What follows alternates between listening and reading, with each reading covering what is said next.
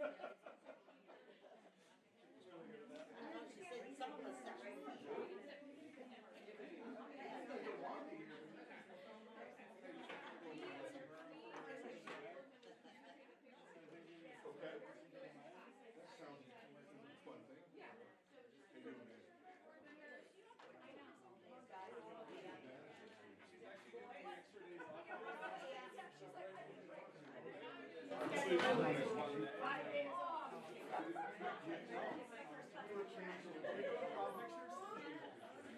Can you imagine? Do we have any other, like, maybe? What you want? Good list. All right.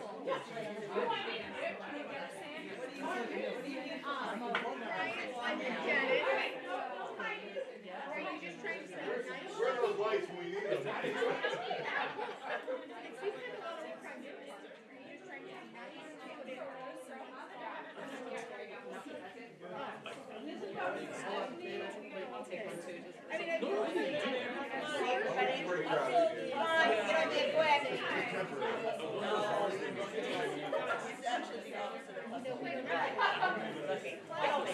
Showtime, baby.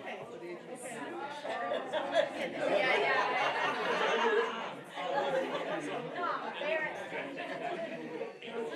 All right, everybody in, smile. What else are you doing?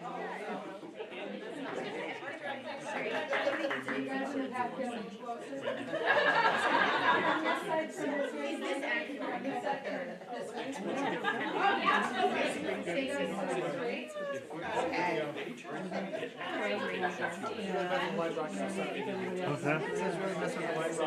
You know how the timing.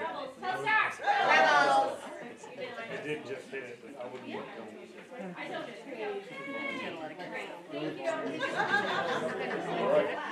Wow.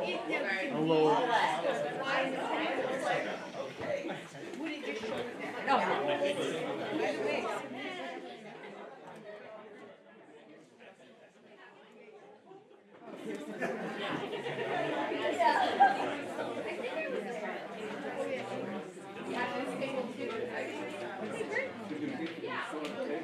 What is this? Sit here. Hold on. Okay, thank you. Right here. I don't mind. I don't do it. Okay, good, no, good.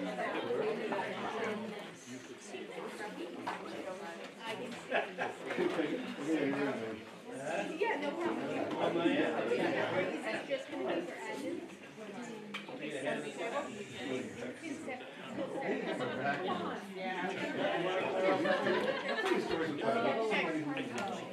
Okay. That might be a nice thing to have.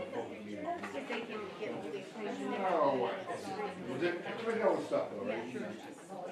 Yeah, thank you. How about the, Yeah,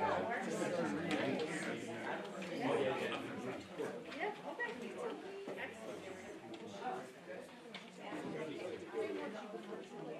had to go to the lab.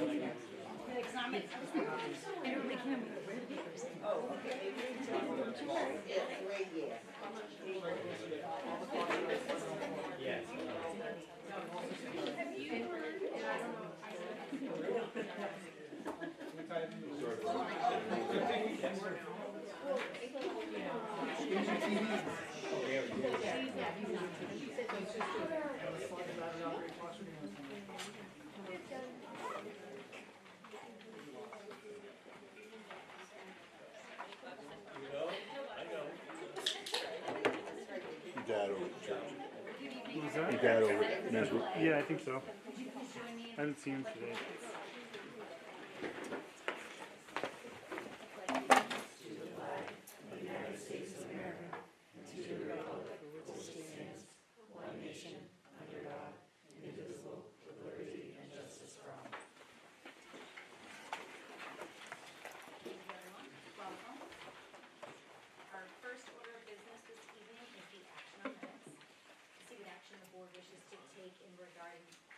Regarding approval of the minutes held in the meeting on March 17th, 2025. Do you have a motion? discussion? Seeing none, all of those in favor of approving the minutes from the meeting held on March 17th, 2025? Thank you, it's unanimous. Next, we'll hear citizen comments.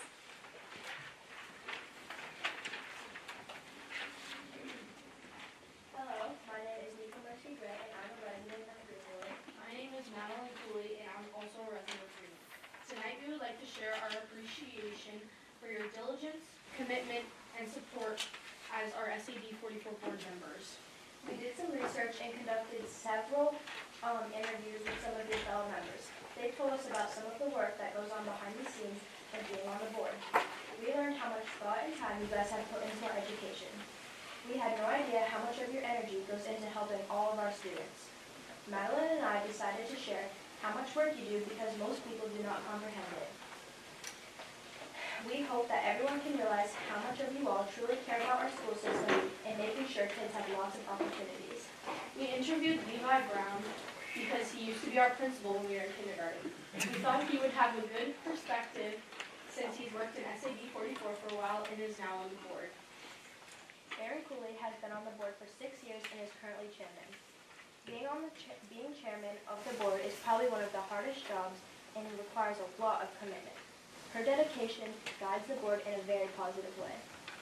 Finally, we would like to give a special thank you to Cheryl Morgan for her dedication as a board member. She has served SAD 44 for 25 years. Let's give her a special round of applause.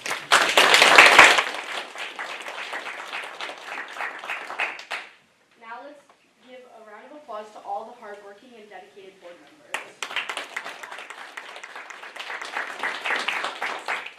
We have written an article for the Bethel Citizen to let our community know about all the hard work you do and to share our appreciation. Thank you for being so diligent, supportive, and committed to our school board. You really do help kids' futures. Thank you. Thank you.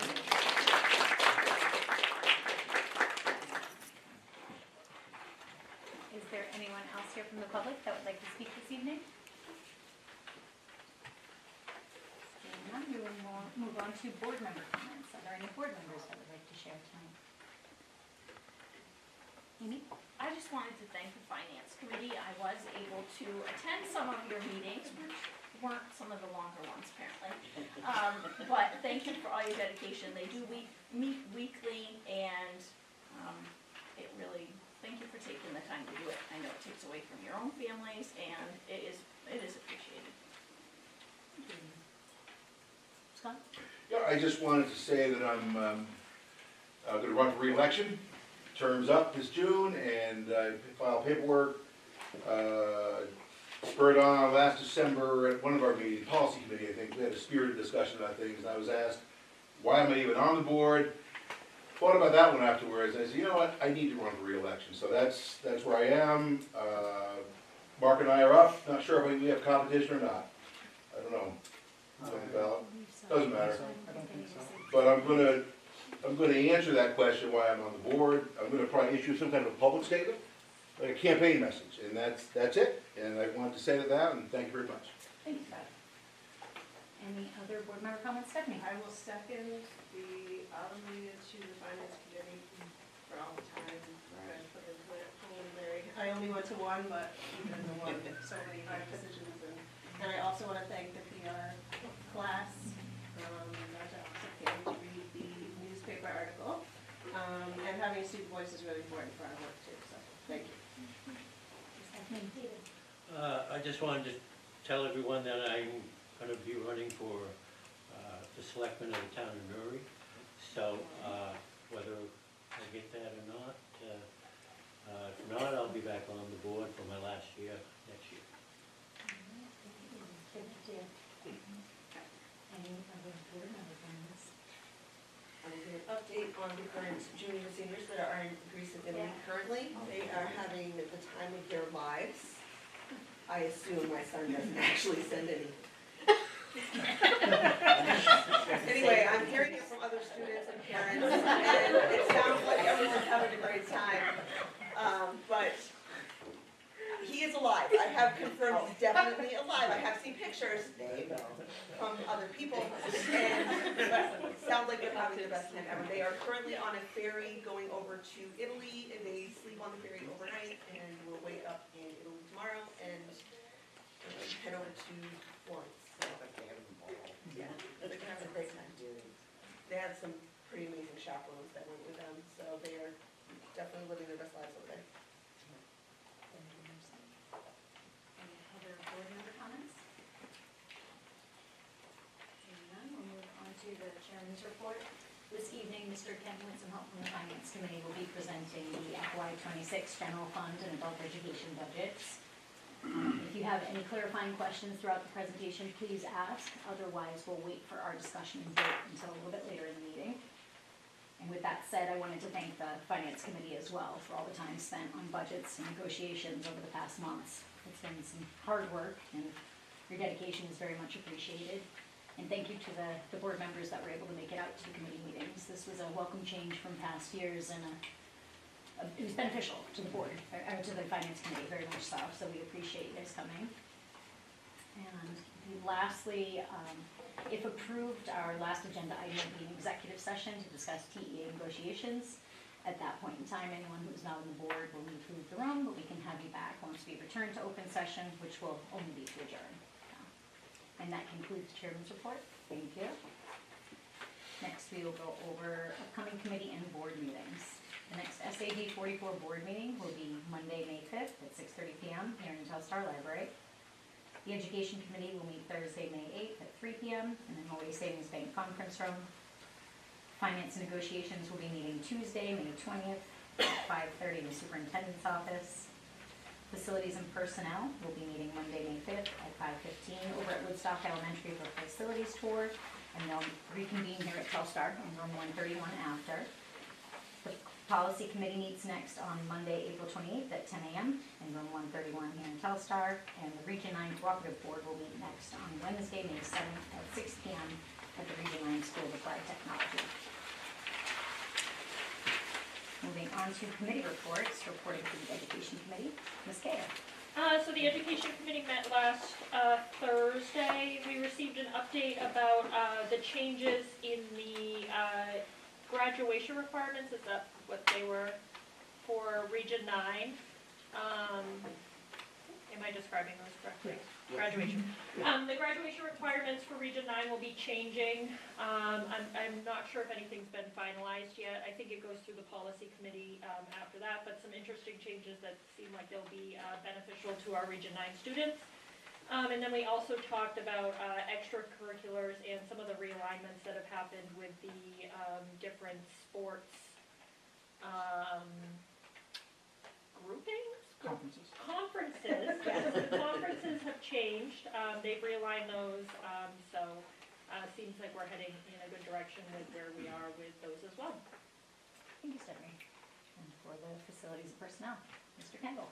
Yep, so we did our second tour that we did Telstar a month ago. We just did Crescent Park tonight.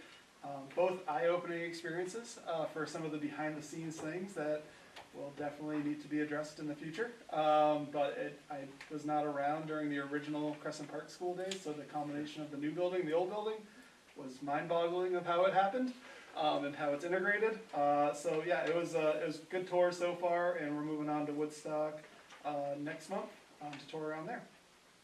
Thank you, Brian. For the Finance Committee, Ms. Sarah. Good evening. We had our last weekly meeting last Tuesday, and we put the final touches on the budget that you'll see presented tonight. And just to echo Erin's words, thank you. Been on the Finance Committee since I started on the board, and this was the most attendance we've had from outside board members, and it was really great to have everyone's input and questions about the budget, and so thank you to everyone who attended. Thank you, Meredith. And for the Policy Committee, Mr. Bartlett. I was not at the last meeting, so I will send it over to Destiny for her comments on that meeting. Trying to remember.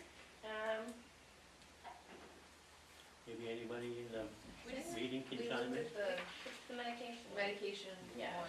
Okay. And we had a great conversation about something. And technology, it was like the technology, the laptops and Oh, yes. internet. Yes, we were talking about the internet use policy, and we had a great discussion about that. And that will come. The first reading is on the agenda Yeah. tonight. Um, Thank you, Destiny. And for the Region 9 Cooperative Board, Mr. Brown. Yes, they have some great news. No, the Watergate is still going on. Nobody's taking credit for that, but we have 8 new inductees in the National Technical Honor Society. We have 8 from Telstar, and I'll read them through. Hopefully I won't mess up any of these names.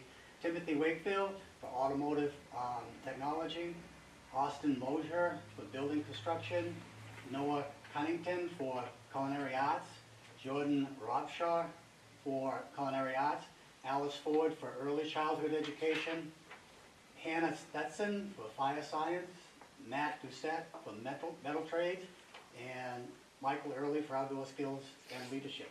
So there'll be, there's a breakfast for them Wednesday morning over at Region 9. The Region 9 director actually went out and put signs on everyone's lawn. Well, took it on her, went out and put she only put one sign on the wrong lawn. And they but that's not bad because there's quite a list of people. So that's the good news from Region 9. So. Thank you, Levi. And I will turn it over to Mr. Kenny for the superintendent's report and correspondence. Okay. Short order. Appointments, transfers, resignations. We have one appointment. We were able to find a middle school assistant track coach. So Sanjay Patel is in that role. So we have all of our spring coaching positions filled for middle school and high school, which is always huge. A couple new appointments. The high school filled their secretary 1 position. Leanne Enos will be starting next week during vacation to get trained and be able to start. She will be doing the reception and guidance secretary work here.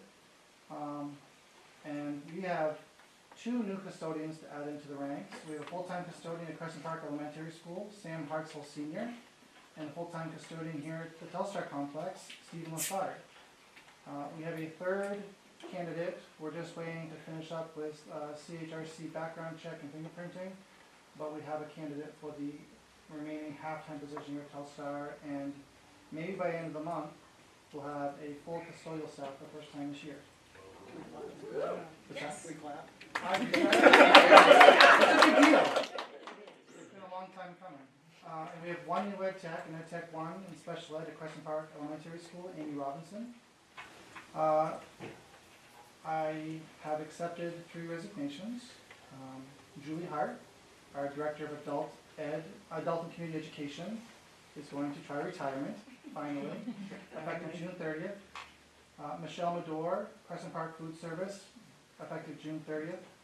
And Kevin Pond, the CPS custodian that we approved last month at our meeting, effective March 17th, week after, 2025. And it simply was, great job. The second shift did not work for family. It was not conducive for family life. So, but all good news. Nice to be able to have fewer positions going into the end of the year, especially before summer. That's a big relief for the custodial staff to have bodies and able bodies. PTA updates. Who would like to go first? Yes. You know this one. PTA is going great. We just finished up our annual basket bingo event on Saturday, which is why my brain is a little mushy there, because now I can finally breathe. But it went really, really well. We had a great turnout. We got lots of compliments. The bake sale for the 5th grade went over really well. So we're really excited to do it again next year. And besides that, we meet the first Wednesday of May at 5:30 at the Woodstock Elementary School. So if anyone wants to go. Crescent Park is chugging along. We've got Mr. Drew, not Doctor, coming to see us on Friday. Tanya is very excited for that. I'm gonna watch from afar. It's kind of hoping nobody makes her hold a snake. And we are working on some summer fundraising ideas. We have elected our board of, our executive committee board. We did that last meeting, and things are going well. We had our Parents' Night Out Oh, fundraiser, yes, yep. which was a great success, and I don't remember the numbers off the top of my head, but this year we partnered with area businesses. So we had Sugar Shack did buy one get one free pizzas, Suds did free appetizer, Mountain Social, and the Tavern did some different. And I remember Kara saying, Kara Kimball was the one that kind of organized that side of things, and Sugar Shack did like 16 free pizzas, which was fantastic. We've got 50 kids that joined us as part of the show, and it was a great little fundraiser for our PTA and fun for the parents to have a night out.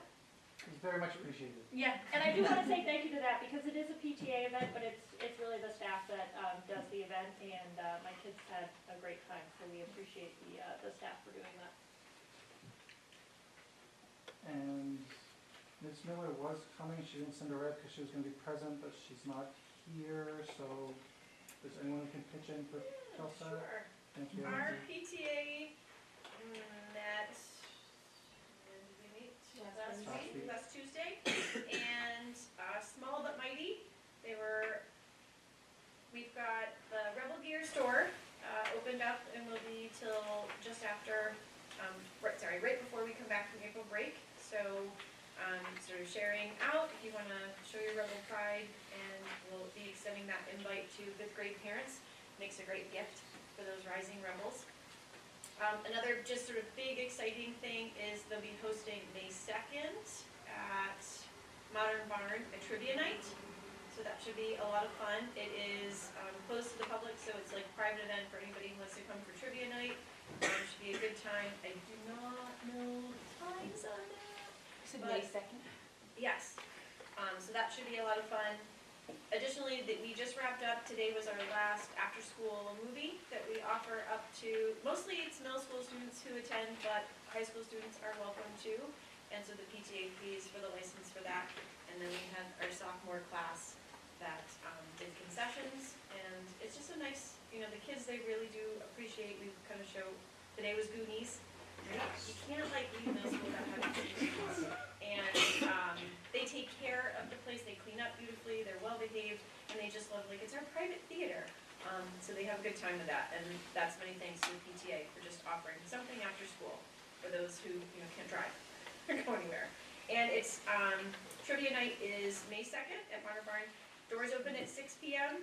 and trivia starts at 7. And it's $10 per person, gonna be prizes, food, drinks for sale, and all that.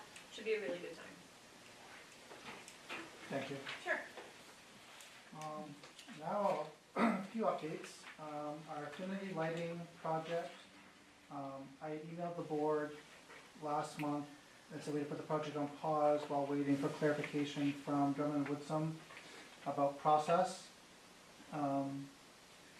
Because of the type of project we are doing, where it's strictly replacing our lights with, essentially swapping out old hardware for new hardware. It is not a construction project, which is some of the confusions, or an energy services project, which means we do not need to follow the RFQ process that I emailed you about. I'd already done the paperwork and set it up just in case. This is good news. I then worked with Greg Im, who is the lawyer from Drummond, who specializes in these types of projects, to get clarification about the competitive bid process, because the statute, I'm getting better about these things, but it is very muddy, and trying to clarify, and there's certain exceptions in there, and trying to see this, a whole list of things where you're supposed to, but then there's except for, and that was the area that we kind of fell into, the exception for energy conservation projects. And if you, the board, so deem, we do not need to put the project out for bid. I know you've already voted on this once before, and this is just simply asking tonight to make sure that we still want to move forward that project. And if so, because the board's already approved it, and as long as everyone is still in agreement, we will move forward with Affinity and the financing to bring this project online. So we do not need to vote again unless people feel very strongly that we should do something different. Scott? Last month, my concern was that, I had questions about process, and it had to do with, primarily with the taking out a long-term loan. The gentleman from Affinity insisted it's a lease, no, it's a loan. It was principal money, it was a term, it was interest rate, that's fine. I think Mark's research has vindicated my remarks.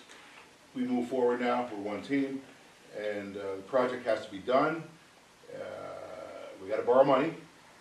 State law requires voter approval on long-term debt unless you have certain criteria, energy savings, things like that. Legislature had to create a carve-out for long-term debt. That's what we're doing, more or less. We're between the lines. I'm not opposed to the project, nor I think we're in the spirit of the law now. I appreciate the opportunity to clarify things, and last thing I'll say is, like I said at the committee, we're gonna borrow money one way or another, and the guys hooked up with the finance company from New Hampshire, nothing wrong with that. Maybe they have a little team, they do, and that's good too, but if we're gonna borrow money, I would say, let's offer at least opportunity to lend money from Norway Savings or Northeast, our two banks that are in the towns. So, that's it. Thank you, and Mark, it's all yours. Thank you. And I'll look into that. Don't know if Just I money, asked- just yeah, I don't know if I asked the little questions. paperwork, so. Are there any other questions about the Affinity Lighting project or that latest update?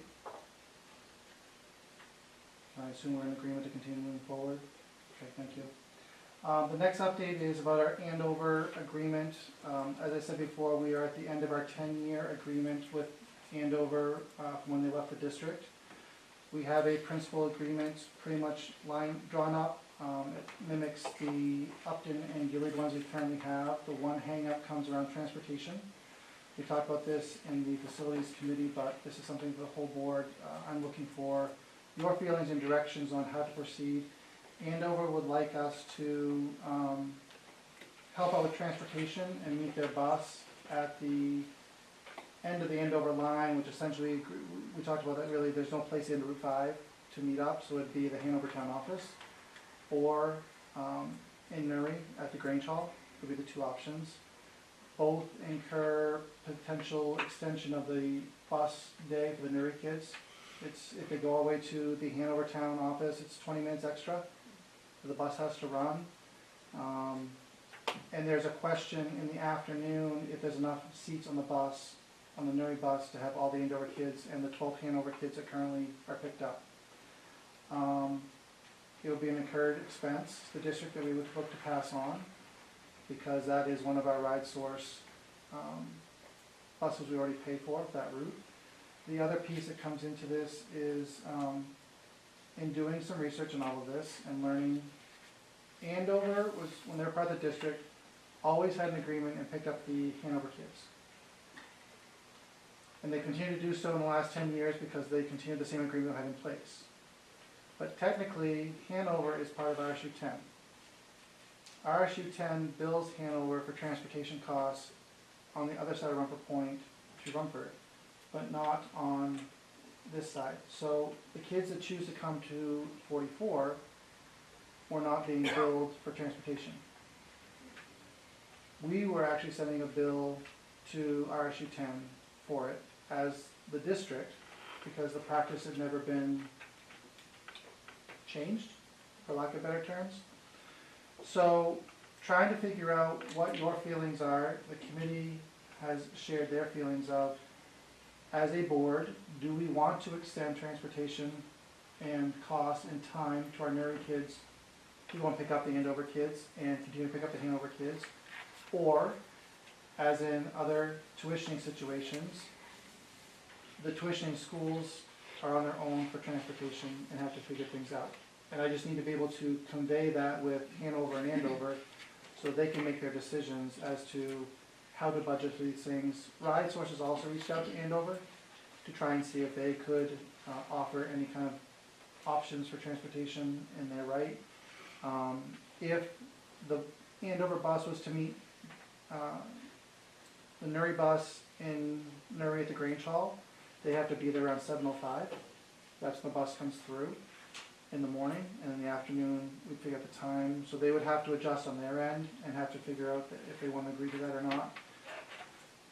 Or they're gonna have to decide if they're gonna send the kids all the way down, or this may affect the agreement.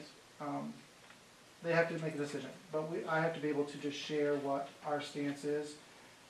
I don't feel it's completely my decision to share my opinion on that wholeheartedly, so I'd like to hear from the board as to what your thoughts are, and how you'd like to proceed with that final piece of the agreement. I'll say it's earlier than 7:05. So my kid gets picked up at 6:45 at the latest, and I'm 2 miles from the Grange Hall. So they don't want to reconsider the timing. I have to drive, right? So, What was the, committee's stance or recommendation? I think I Before did we- most of the talking, so. Before we form an opinion, I wanted to see what yours was. I don't think, I think the district is paying, for a lot of the cost of people outside of the district. So, we already don't get full funds from outside towns for the kids to come here based on state law, which is fine, that's what it is. But we should not be giving out charity for the extras. So they should be paying not only at cost, but also the administration of the buses that we have to do. There's insurance that goes into these buses. There should be like an at cost plus X% if we're gonna be picking them up anywhere. I think we give out too much and our taxes keep going up. We're in district and we just keep on giving. And at some point we have to say, we need some back. So after hearing that, I completely agree with you. I don't think it's, I'm a Bethel parent, so I have really no skin in this game. I mean, Nuri pays a lot of money for this school district for not a lot of kids. And so I don't think it's entirely equitable or fair to ask the Nuri kids to be disadvantaged when I agree that I love when that Andover kids are coming to our school, but I think I would say Andover needs to be financially responsible for the cost of the transportation. And in addition to the financial piece, I think adding 20 minutes to an already long bus ride for the Newry kids, I don't think is great. And maybe not having enough room and seats on the bus, I don't think we should be doing that. And the whole meetup at a certain time, that sounds like a nightmare. Just my initial opinion. I agree, everything's been said, and, the kids shouldn't be moved. We shouldn't be party to some arrangement like that. That's between, they figure it out, they gotta figure it out. It doesn't matter cost, the kids shouldn't be transferred. But we shouldn't be party to that. If that's something they wanna cook up outside the district, that's their business, and, the kids on Newry should just get home, that's the idea. okay. I just wanted to make sure that I wanted to have the opinion of everybody, and there was not really an email conversation to throw out there, but I just wanted to make sure we're on the same page. Does it have to be at the beginning? Like, can it be at the end of the ride? That they get dropped off? For the meetup? The driver lives at the No, end of the route. it starts at That's that the end, the piece I ride, didn't know. the There it route is. starts on Yeah. that end of the run, so that's why. More like your step-ups, Understood. How many students do we, whatever it's We called, have 12 tuition? Hanover students that are picked up at the Andover bus currently, and they would all still be of school, no one's graduating out of 12. So there's 12 daily riders in Hanover. I will have to call the Hanover town office and try to figure out how to communicate with them what this plan is and work with RSU 10. And it'll be kind of Andover as well, what they need to do for that piece of it. And then it's about 24 kids, 18 to 24 kids from Andover on a daily basis that come to this building, and then there's a couple kids that go, are there a couple kids that go to Crescent Park? No, On that, from Hanover. just from Hanover. On the Andover Right, the bus. Andover kids all come here, and Yes. then they take a few Hanover kids over, so. Those numbers seem to warrant its own bus. Yeah, it's I mean, it's not like 3 kids. We don't, I guess. It's more than a van, it's Yeah. more than, Right. so, it is a bus-worthy run. So, okay, I will reach out and talk to those towns tomorrow, I just wanna make sure that we're in consensus, thank you. Update on USDA grants, right USDA grants are frozen. All federal USDA grants are frozen to the state of Maine and the Department of Education.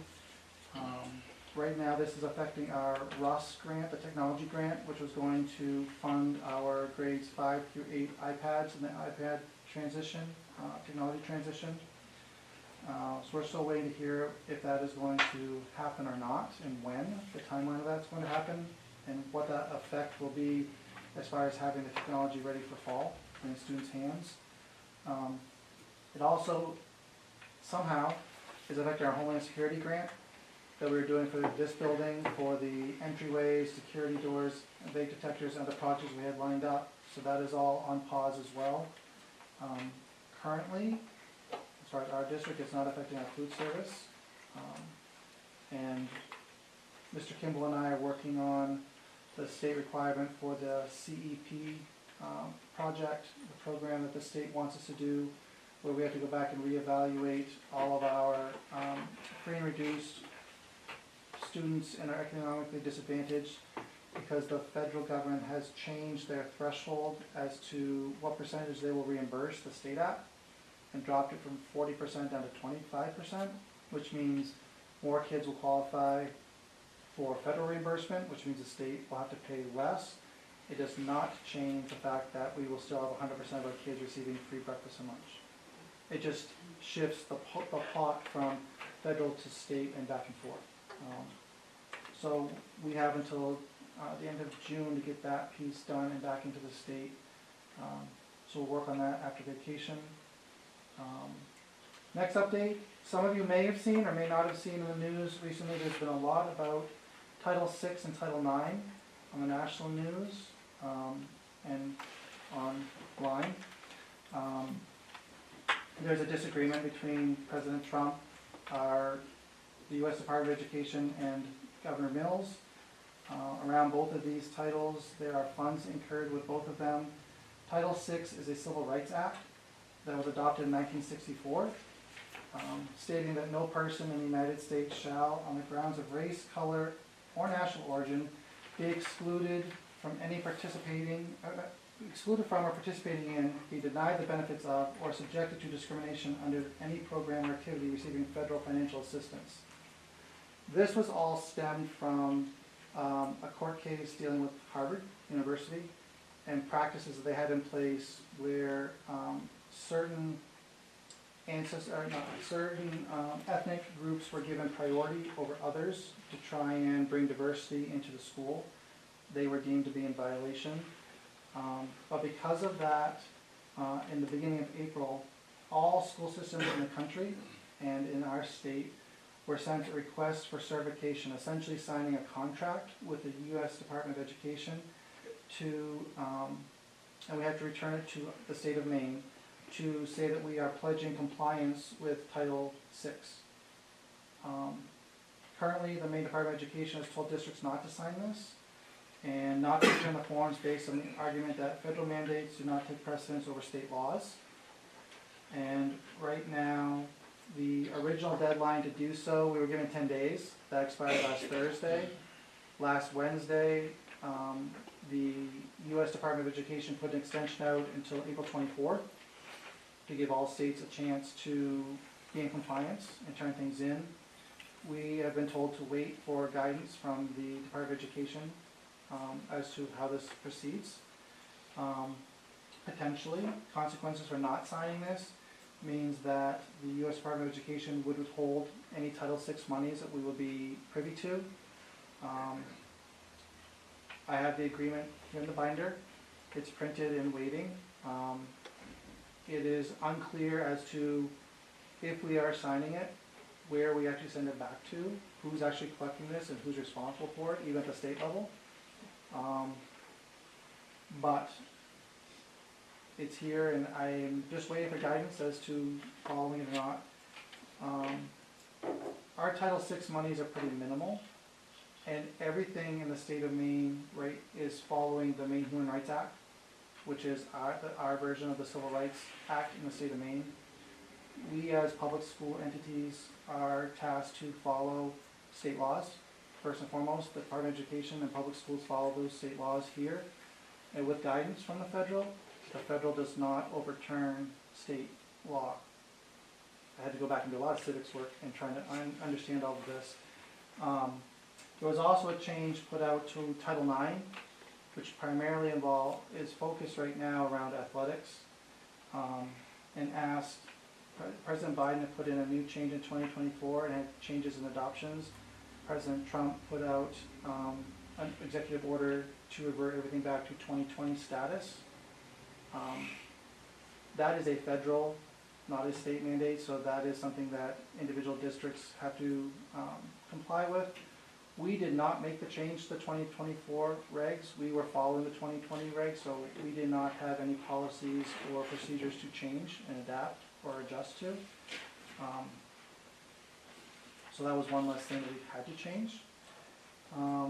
So just wanted to share this with everybody. I'm not an expert in this by any means, and watching the news just as much as everyone else and the emails that come in, trying to stay ahead of it, but just trying to share and keep you abreast of things that are happening and that we are still kind of waiting and watching and trying to learn and understand how it's going to play out. And then, A comment? sure. We have to stay in lockstep with other districts. We, Right. doesn't matter what, just go with whatever the DOE and whatever, we're under the same umbrella, for better or for worse, whatever happens, happens. Gotcha. Thank you. That's my thought, I don't know, Right. but if it comes down to the timeline, we gotta have a meeting or something, I suppose, but I think that in this, something like this, it just gotta stay as a mass. Whatever happens, happens. Was there a discussion, Mark, at your superintendent's meeting? There was a small discussion. We spent about an hour on the Zoom meeting with Pender Macon, the Commissioner of Education. She was actually in the meeting trying to help explain all these things, because everyone's watching the timeline and trying to understand. And right now, the DOE the main DOE has not taken an actual stance on the issue. They're waiting for guidance from the governor's office to see how this is going to play out. And so they weren't willing to say yea or nay. Right now, the sentiment with most of the superintendents, there's 18 of us in our regional meetings, that most of them were of the opinion of not signing and waiting to see what was going to happen. But if the DOE felt like we needed to, that this was something that we were going to all follow and do, then everyone was, willing to comply and follow along. Are any of the 18 leaning towards signing it? No one would come out and say that outright, not yet. What was your read? Not at the meeting last week. I think the sense I got from most of them is that they were not on the camp of signing it. And I don't know what the extent of, the question came up with, some people were like, well, if we sign it or don't sign it, they're gonna publish it in the paper. And they're gonna try and out certain districts for complying or not complying. It's hard to know. Not really sure what this truly means. There aren't a lot of technical funds for us. They're tied to that specific area, but is it going to piggyback into something else? Is it gonna carry over some area? There's just a lot of unknowns, and so it's more the concern about the timeline and the mandate of what this actually means, and if we send into the DOE at the state level, they are the ones required to report to the federal. So, whichever way we, sign, don't sign, not really sure how that process, it hasn't been laid out to know exactly what's gonna be followed for the process going forward. So. What are the, if any, major differences between the main Human Rights Act and Title VI? Like, if that's our priority, is the main Human Rights Act, like what part of that is covered in Title VI or isn't? Title VI, I read kind of the snippet of what it was written in 1964. I know one of the biggest changes and differences between that and the argument over Title IX involves the expansion of the LGBTQ+, specifically around transgender. A lot of this spurred from the high school student this winter who was involved in the indoor track. It became a fiasco, I don't know better terminology. Became a public media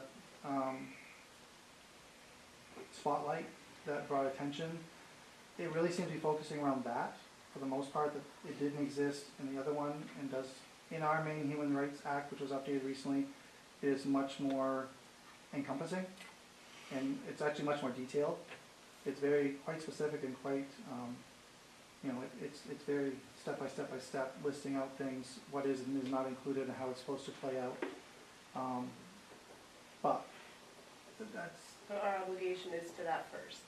it is that first, and Title VI is really, the argument around Title VI, as we really try to dig into this, understand, it's really focused on the court case with Harvard, and about the different races having access, or trying to level the acceptance fields and trying to shift numbers based on, just strictly on race. And that's what the Title VI Compact, they're trying to make sure that that is, everyone's compliant. We don't have certain things in place as far as hiring practices that have those types of fields in play, or we don't have, we don't have kids applying to come to public school. But that's, it's across the board, and that's really what it seems to be focused on, and what it's really honed in on. It's not looking at the whole aspect, it's really looking at that very specific microcosm of that act, so. Thank you. You said Title VI was a state law? Title VI is federal. Okay, but you said there's a state law that supersedes that The exact main thing? Human Rights Act. And then Title IX, is there a state level that supersedes the federal one? Title IX is part of, Title IX is also, those are all federal, and Right. the local state law is the main Human Rights Act. So that's, they're saying that it's conflicting with Yeah. the two. But there's no actual law at the state level that directly says something different for Title IX specifically? No. Like one for one? No. And we already have a policy that's in effect that's in compliance, Mhm. so nothing changes. For Title IX, no. So, and the compact and the agreement they're asking for is just for Title VI.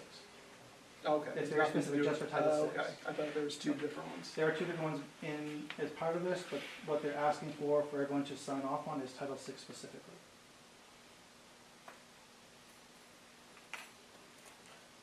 Like I said, clear as mud. It'd just be great to see what the differences are, and is why they don't meet each other. There's an argument that, recent amendments to state law about human rights, that somehow there's a conflict with the intent of Title VI and Title IX, especially Title IX. That's the sort of the hubbub is. And, it's big, man. It's big, it's what courts are for, and it's, you got politicians, you got the guy down in the White House, he's banging away, so who knows? We gotta stay together, with the other districts, whatever it is. We all ride together. We get to choose what we wanna do, we're our own district. Yeah, you gotta be strategic though. So, if anybody wants to ponder it and think about it, and if you feel strongly one way or the other, want to send an email in the next week or so, I would Do we have to vote on it for you to sign? not have to vote on it. I'm tasked to sign it. I'm just asking for board's Which means direction. you're tasked to sign it, by who? Well, I'm asked to sign it. Ask. Oh, I'm Asked. sorry. Asked. Okay. So, or not, but. Okay. Another thing we learned about on Wednesday, sorry. I'm sorry, Aaron. Can I go? Yes, go ahead. I don't think you ought to sign it without a board vote. If that's what you're asking for that, that's my opinion, so, and that's a big decision either way. Right now, I think, it sounds like right now, we're not signing, that seems to be the de facto position we're in, and I agree with that position, but if somebody thinks different, let's talk, but I don't think you ought to sign that without a little more. I mean, Aaron, am I wrong, is that No, I don't fair? disagree. Okay. I think we agree, but I did read something that superintendents are in charge of signing those kind of things. Right, but ultimately, the authorization to sign, I think ought to rest here, The whole article talked about the school district, and piece of it, that they didn't have to be involved But with we the Title disagree, IX we ought to authorization. cash it out now. I totally agree, I would love to have a vote on it, but I don't think there's a legal requirement for us to vote on that kind of stuff. I don't think the superintendent ought to be signing things like that about consent, these. I fully agree with that, I'm just saying I don't think there's a legal requirement. Right, as far as the government's concerned, they don't care. But I think that our sense of hierarchy and order here, I think these are big decisions. Oh, yeah. I don't think we should be signing something if it doesn't agree with the main human rights document, so, I mean, at the very least. We can, if we so deem, I'll tell you what to do, but if we feel like you want to, we can add that to the agenda and put an agenda item in to vote on it tonight if you want to have a roll call or not. Or if you want me to, we'll wait and see if we get better guidance and direction. I'm not signing it tomorrow. Is there anybody here that feels strongly about signing it right off? I just want more information personally, like I Right, just wanna see right. the So I two think side we by could- side, read it, and then And Title IX and our policy. Worst case but- scenario, if the timeline was against us, we could Yeah. call a special meeting, convene, and vote on the matter. But I think there's a lot that's up in the air I right can, now I can too. pull together what little bit they've given us so far and email out tomorrow. If you want to. And then our policy versus Title IX, like what our policy says. Does it just say we comply with it in our policy? This is only for Title VI. No, I understand that, but it Our links back to. policy is already based on the 2020 version of Title IX, which is what the presidential mandate was to go back to, and to not follow the 2024 updates that were put in place. Why didn't we follow it on 2024? Because it wasn't on the policy committee radar until this Okay. year, Okay. and it was already put on pause before we got to it, so Got it. that's why.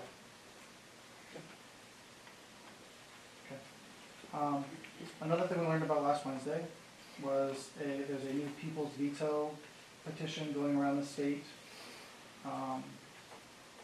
They are trying to get 65,000 signatures around the state. They've got, I think, 2 more weeks to do so. If those 65,000 votes are certified at the state level, it will essentially freeze the state of Maine budget on July 1, 2025, and the state will not be able to spend any funds until the November election, when there's a ballot, agenda item on the ballot in November to change the state budget. So that means if it were to go through, come July 1, we would receive 0 state funding to pay our bills and pay our staff.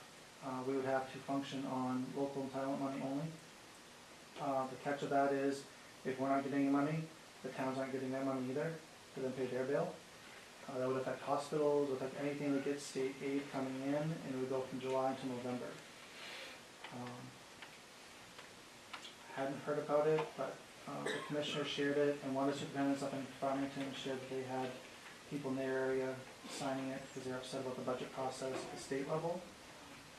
This is a first time for something like this to be utilized, and it's kind of an uncharted territory. But right now, that is the concern, that if this is to go through, and if it continued through, we would struggle to open our doors in the fall. We'd have to be laying people off, and it would completely handicap our functionality of the school district. So, as much as I know about it, and from what I can understand, I'm hoping it doesn't go through, because I can't imagine how we would run the ship, and what that would mean as far as opening a school in the fall for our kids and our staff. This is just main, the main thing? It's the main thing, the state of Maine thing. Who's promoting it? I'm not sure who's promoting it, where it started from. There's a grassroots effort that they are trying. They didn't like the budget process, and they didn't like the governor's proposed budget, so this is their way to take control of the budget and put it in the hands of the people and not the elected officials. And there will be something on the bill in November of what budget the state of Maine would work under. So it's a first. It's never been done before in this way. It's driven by the Republican part of the legislature. I think that's the kind of genesis of it.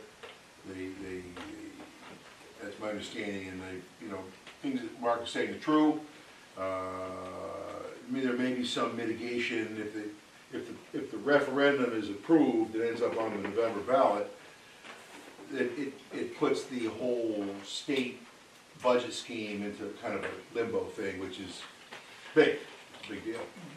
And I think that, talking about layoffs, things like that, there'd have to be a series of special meetings here with a whole lot of things.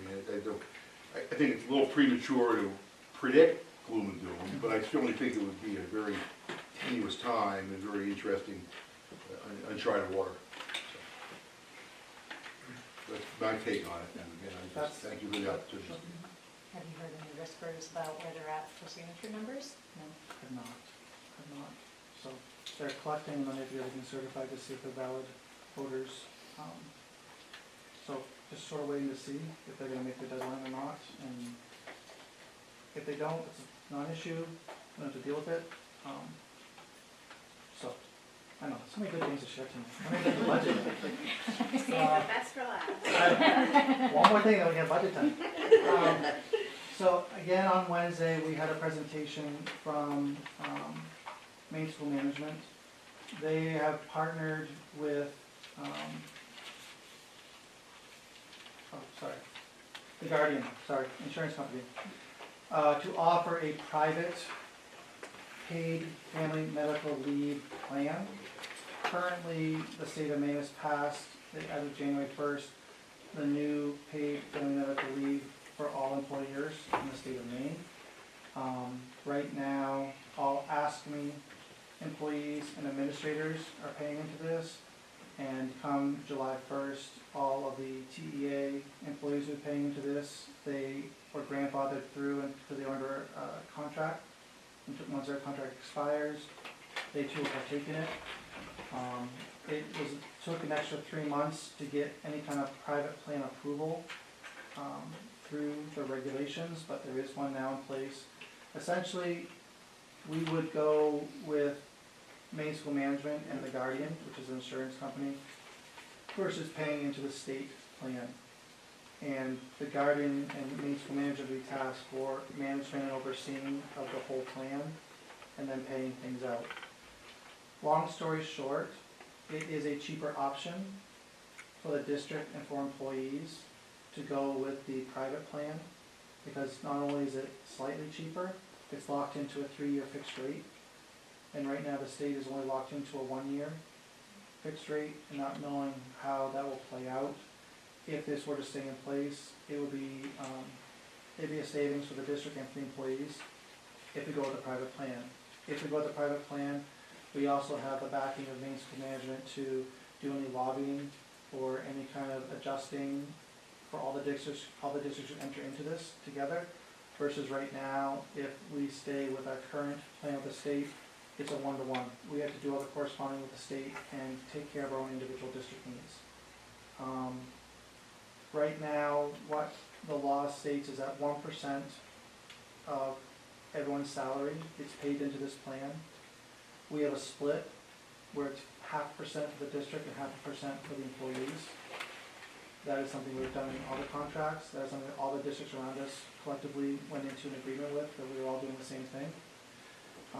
The Guardian plan and with MSNA, it would be a 0.98% instead of a 1% split, so it's slightly different. It comes out to be like 70 cents cheaper per unit of paying this out, so it is a savings over long term. It allows for 12 weeks of paid time off, up to 12 weeks of paid time off in addition to what we already offer for sick time, personal time. There are 3 different bills right now at the legislature to stop this for schools, and schools will be exempted because we already have sick banks, sick time, personal time, things built in. But until that goes through, we all have to pay in, everyone starts paying in, and you can't withdraw until May of 2026 because they have to build the fund and figure out how they're going to execute it. So it's push the money in and then wait and see what's going to happen. If we also want the private plan, there would be a deferment, and we would actually save 3 months of payments into the state plan. So it just becomes cheaper for everybody. There's a minimum requirement in the beginning that everyone has to pay into the private plans only start at a certain point in time because everyone has to go into the state plan initially. That's how it's set up. There would be a $250 application fee that we'd have to pay to go into a private plan, one-time fee, as a district to say we're going to go with a private plan versus a state plan. And then we would go from there. So what I'm asking is, I will get more information, this is just an initial idea of what is gonna come, we're still waiting to get more specifics, but I will have on the agenda for the May 5th meeting for you to vote which way the board wants to go, the private plan or say the state plan. We have until May 31st to put our selection in. If we miss that May 31st window, the next opportunity to put in is in July. There's some rolling windows to put in. So the premiums would go to the state until then versus going to the private plan. So,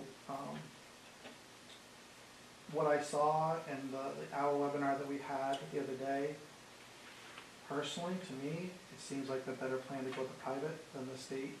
If it can save us some money, and it gives us better control and more lobbying factors, then it seems like a better deal. If we have to do this, which we have to, it's an option.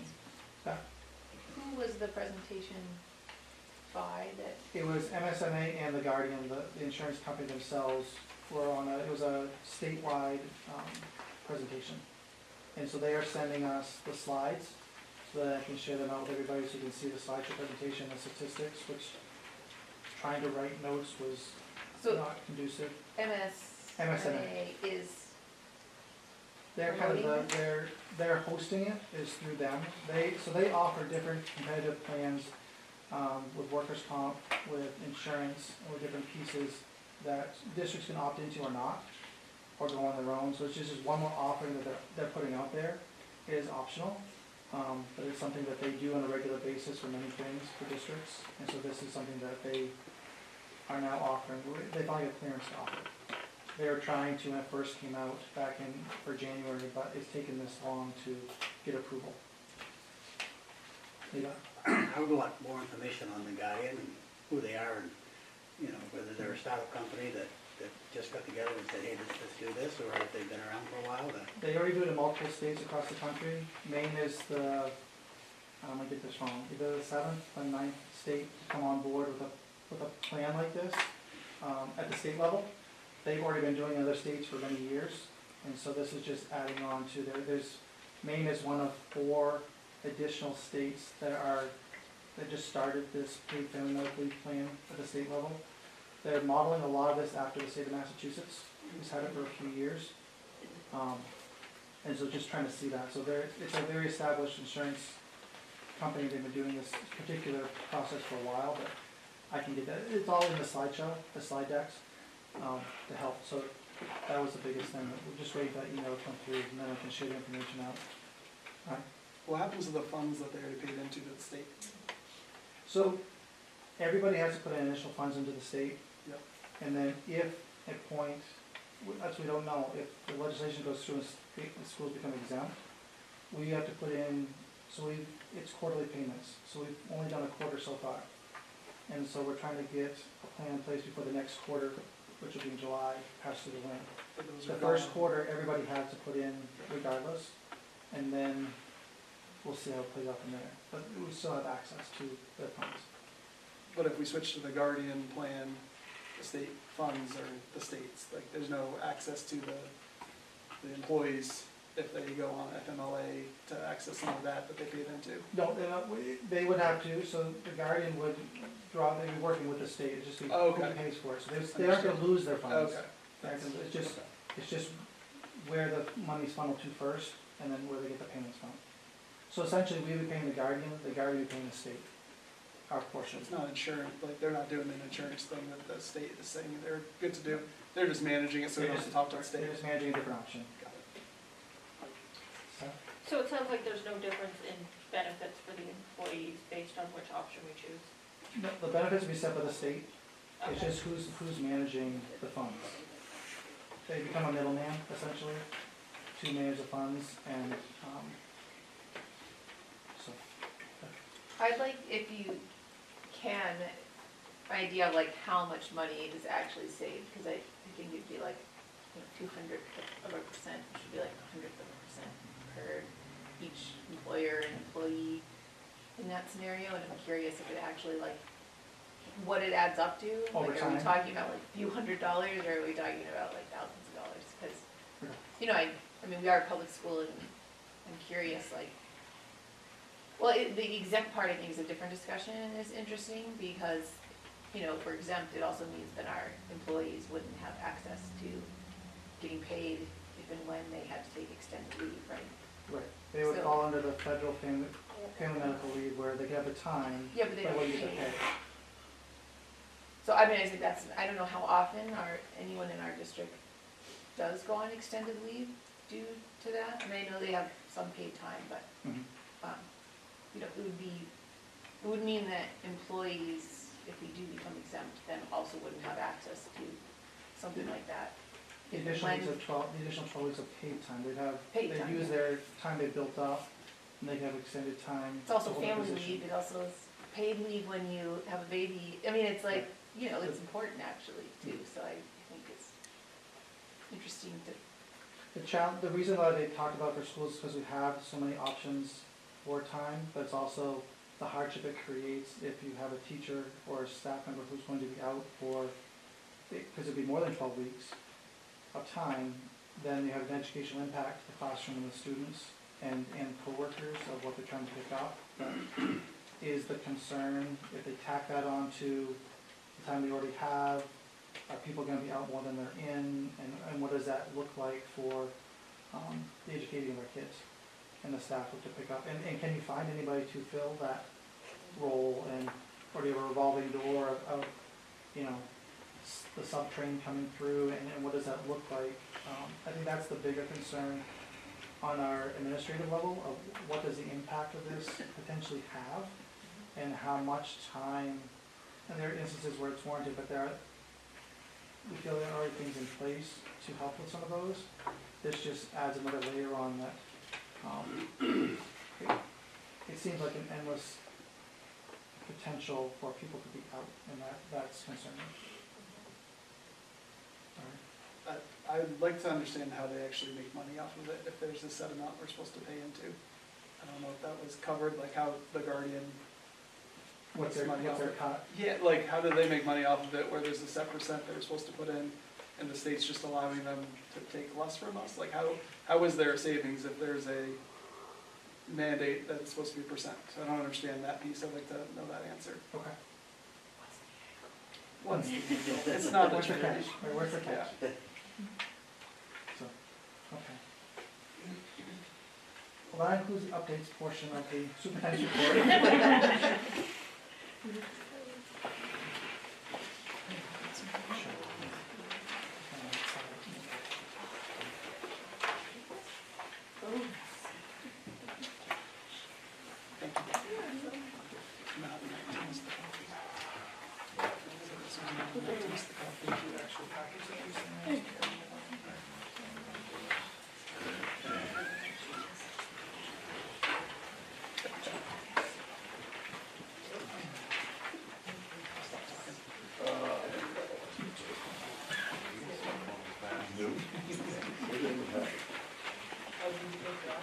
Yeah, they wouldn't love it, they were just really love it. But just giving you anything.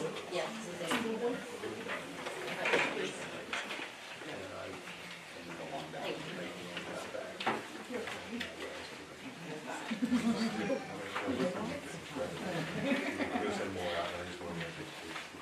All right, so I tried to, it took a little longer to put all the pieces together, but I did send this out to you on Friday after you got the budget agenda, so if you had a moment between then and now to look things over, you had all the documents we're gonna go through tonight. As was shared earlier tonight, a big thank you to the Finance Committee, all 6 of them who came every Tuesday from February till last week. And for our guests who came, to have 10 and 11 people sitting at the Finance Committee meetings actually made a much better process. It was much more thorough. Hopefully people walked away with a better understanding of all the ins and outs of the details of the budget creation and where we started. I also spent time with 3 of the 4 town managers. One of the town managers is out on medical leave, and we've communicated. I'll follow up again, but also had a chance to just sit down with them and just say, this is where we started, this is where we currently are, this is the process we went through. we attempted to do our best to bring the budget down to where we felt it was palpable. It's an increase. There's no two ways around saying that without completely slashing and burning everything we have as an institution and what we have for programming and staffing and keeping our buildings open and keeping a product that we want to present to families. So the first page you have is a comparison sheet just showing FY25, which is the current school year budget, by cost center to the proposed FY26, next year's budget. Each cost center, you can see the percentage of increase. And so long story short, this budget is up from last year, this year, just straight on budget, $2.1+ million, which is a 13.66% increase. When we started this process in January, the budget was just under 22% from budget to budget increase.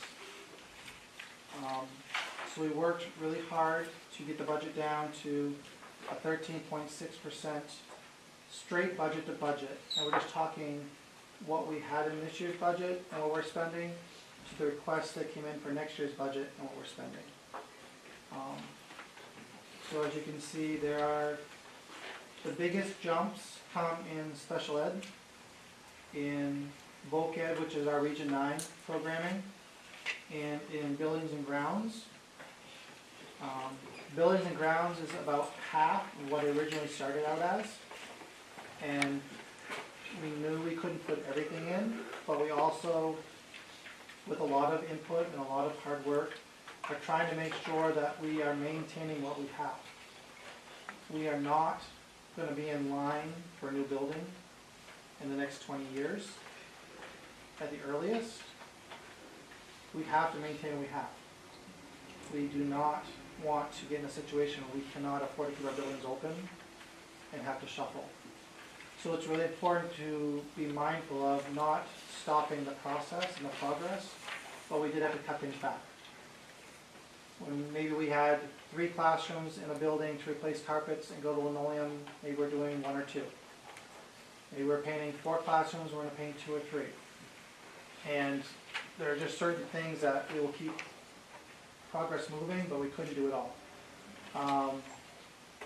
We also have some things in here that we can't wait any longer to do some renovations and some updates because it could stop entire operations of the building. Mainly the kitchen here at Telstar has some plumbing issues that if we don't address them, we could lose the functionality of our kitchen. And that's not going to work for anybody.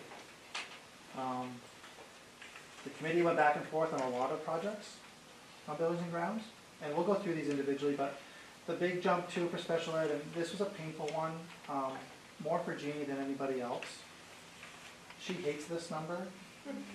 This is not taken lightly at all, and this is directly because of IEP needs and to be in legal compliance for our case managers.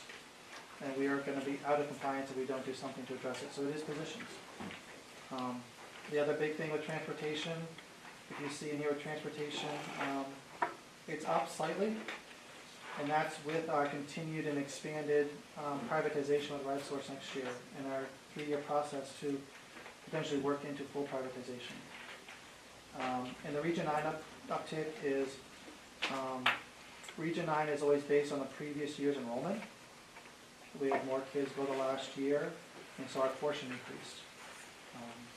Their total budget, I guess, is up 8%. Their regular budget is up because of the numbers. Yeah. And part of that is with their building projects and going forward too, how that's going to work with expanded stuff.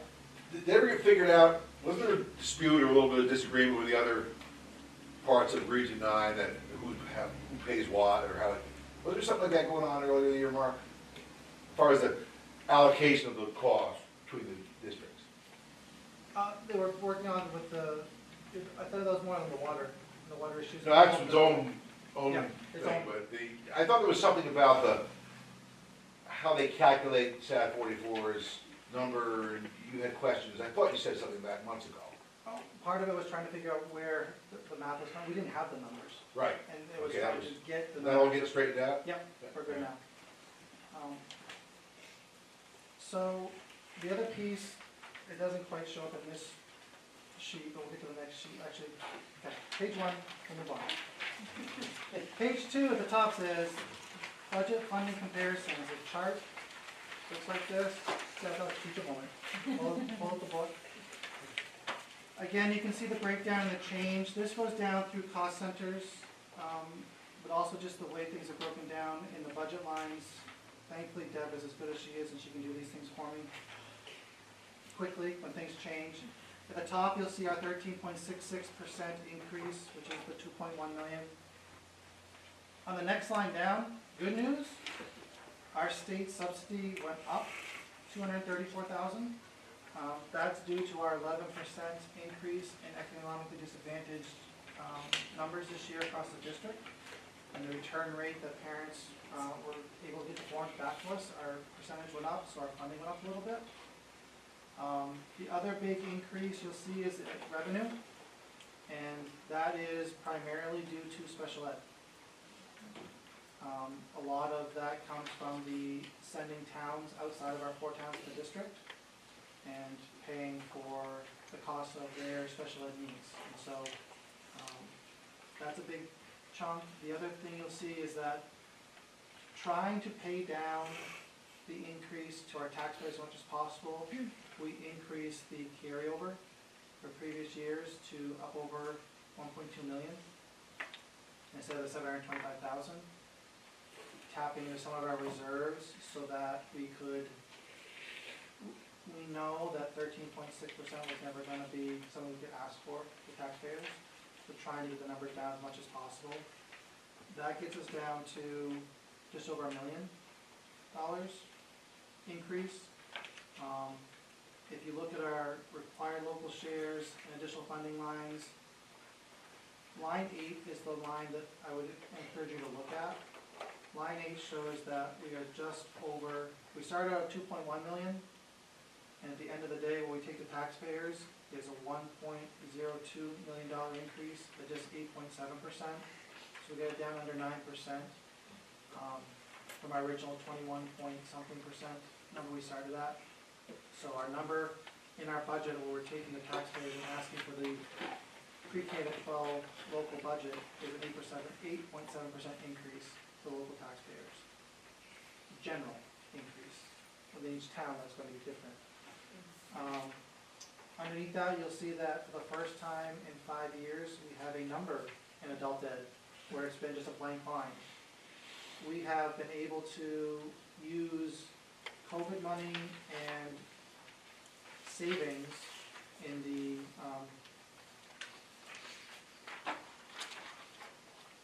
fund to offset any increase in pay for adult ed outright.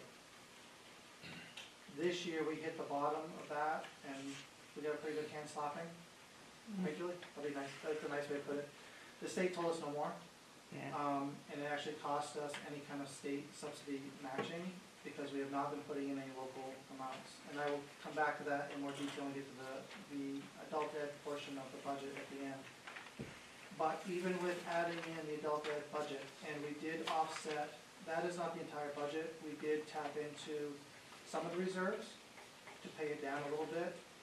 So at the end of the day, with all our both budgets combined together, the actual ask to our communities and taxpayers is a $1.167 million increase, which comes in at 9.95. And the goal is to stay under 10%. And that went through many versions and revisions to try and be under 10%. Selfishly. The other piece in all of this and looking is that we had to eliminate 2 positions next year, teaching positions. And while that was painful, it started out at more. And when you look at the districts around us, between 56, 10, and 17, the 3 districts around us, they have over 30 positions combined that they've cut out of their budgets. We got lucky. And we're hoping that people will understand that we did not cut more because we are trying to maintain and preserve the programming and the classrooms that we offer and want to continue to offer. So that's, while it's an increase, we're hoping that people understand the caution and not going crazy and really affecting what we offer to our staff and students. And that was really the forefront of all of our decision making as we went through this. On the next page, where it says required local share and additional local share by each town document, this is the one I sent out to town managers last Tuesday, prior to our finance committee meeting, our final one, just to share the numbers.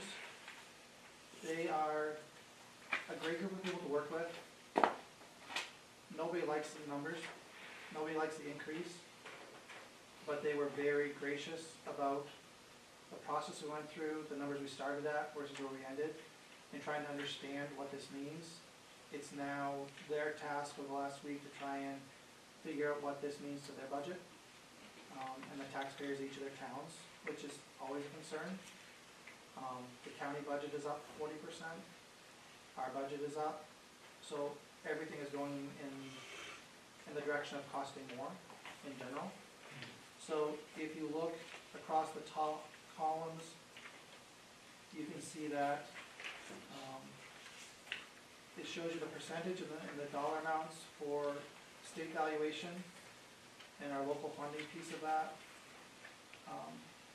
The dollar increase, percent increase to the third column, the third set of data over to the right is the pre-K to 12 budget. And then the final column, including adult ed, shows you, so in Bethel, when you put the whole budget together, it's actually 11.5% increase. Greenwood sees a 6% increase. The town of Newry is a 12.1% increase. And Woodstock comes in at 5.1%. And that's with pre-K to 12 and adult ed included. On the bottom left-hand portion of the data, it just shows you the student count currently, because we don't have actual numbers for next year, we have predicted numbers, but the current student count of our 665 students, 39.7% of our students come from the town of Bethel, 10.4 from Greenwood, 4.2 from Newry, and 22.1 from Bryant Pond, Woodstock. The remaining almost 24% of our students come from towns and territories outside of our 4 district towns. And this year, I gave a list to the committee, but we have Mason Township, Milton Township, Gilead, Upton, Andover, Hanover, Rumford, South Paris, West Paris, Roxbury, and Albany Township, all either superintendent's agreements or students paying tuition into the district coming in outside of our 4 towns. And that list changes from year to year. But that's where the other almost 24% of our student body comes from. We transport them? We do not. We don't. We do not. That's, people, we do superintendent's agreements can be agreed upon. We have a lot of them in and out of the district. The superintendent's agreements do not include transportation. If you do a superintendent's agreement, you are responsible for transportation for your student. And that's either in or out of the district. How that works out. There's been a lot of talking quickly, but are there any questions about these first few pages and what the numbers show? Just a comment without any spin, promise. Property owners pay school taxes. We talk about the towns are funnels of money that come to the district. The argument's always about value, because the towns turn around, they get their school tax bill, they merge it in with their municipal bill and the county bill, and they hand out their bills to their individual property owners based entirely on value. We do a hybrid now, I don't agree with that, leave it at that, but I'll close out like I started. Property owners pay school, you like it, Brian, I think. No, I just love that you said no spin. Well, the truth is the truth, that's the fun part about my position. Property owners pay school taxes, towns do not pay school taxes, that's it, it comes in and that's it. Thank you very much. This is kind of a small one, but if I don't ask it now, it's gonna fall state aid for education, we were talking about, getting those forms back from parents. Was that because we're getting more parents to fill out the forms, or there's actually more families in need? Combination. We had a much higher return rate than the Of the previous year forms, of the forms. And with that, we had more accurate data to submit to the state. The state also, every year, adjusts the target number. So we had even a better return rate this year, but the bar got raised even higher from our results. So it's a combination, but it also is showing that, yes, we are having an increase in those that are considered economically disadvantaged than in years past. So that is increasing. The next sheet you have is, sorry. Do you have feedback from any of the town managers, like, that you wanna share? We met for about 45 minutes. They were hoping the numbers would be lower. They would then now have to go back and figure out how this is going to work into their budget. No negative reactions. Like I said, they were very gracious about it. It was really just they've been waiting, trying to see what the numbers are going to be. I went through a much more condensed version of what I'm going through with you guys. It's just where we started, where we ended up, how we ended up here. I answered a few questions that they had. It was really, they were then gonna go back to their local towns and then figure out how it all fits in. Okay. So it just meant that now the work had to start for them on their end while they were waiting for these numbers, so. Feedback was, like everybody, nobody wants to see it go up. And there's some big numbers there, which are gonna have an impact. We're just hoping that they're able to find a way to make it work and support the reason why we have the increases the way we do and continue on. But, like I said, we know this is a big impact. We know these are big numbers, and that's not taken lightly. Especially those of us who live here, nobody wants their taxes to go up, and the schools become a very big target for that because it's a big chunk of the budget and why it goes up. The next sheet shows budgets over and state aid over the years. This was something I created last year so people could just see the fluctuation of the percentage that state aid makes up of our overall budget. This year, just over $821,000 of our $17.6 million budget. I also wanted to show that the state did increase the public tuition rates between the two previous years. We do not have the rates for next year yet as to what that will be. But hoping that that continues to go in the same trend where all our tuitioning communities coming in. I think that's up on that. Nothing. Okay. Sorry. So we'll see. But that just gives you some historical perspective as to how it's changed. And it's also, you can see how in 2014 through 2018, there wasn't a lot of increase to the general budget. It was pretty flat. And then there's some slight increases up to 2023, and then since then, post-COVID, you can see how expenditures have gone up pretty significantly. I think anyone who goes shopping on a regular basis feels that same pinch. And it's kind of hard to change the direction of that right now, collectively. Your next sheet is the budget percentage breakdown. This shows that 91% of our budget comes from what we call fixed costs, salaries, benefits, and then other fixed programs and utilities that we pay out. And some of these are programs and contracts we have in place, but you can see that our salaries account for 51.1% of the overall budget. Benefits, insurance and benefits are 19.1%. And then the other fixed costs are 21%. So that gets us just about 91%, which means we have just over 8% of our budget, of that $17.6 million, just over 8%, that we really can manipulate. and really have any kind of control of. It doesn't leave a lot at the end of the day to really work with.